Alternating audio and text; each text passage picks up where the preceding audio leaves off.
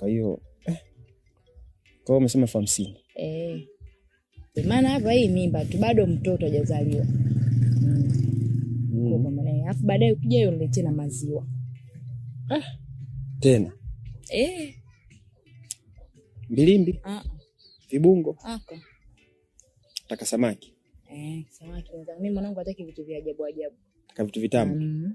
Kwa hiyo hapo mwanangu sasa nataka maziwa na samaki.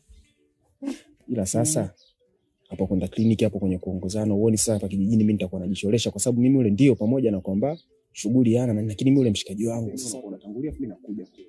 Kwani si damu yangu si ishakuwa damu mimi mwenyewe najiamini kama mzigo pia kwangu. Yaani kwanza nikiangalia tu ile tumbo nishaanza kufanana tumbo langu. Yaani na mimi naweza kujiona nika na mimba. Basi niacha nikapambane basi.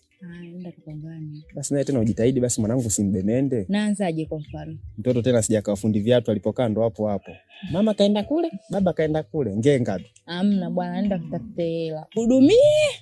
Kila kitu ninachotaka sasa hivi unipe. Ndio muhimu. Sasa hivi nipasuke. Yaani utafute kwa juhudi zote.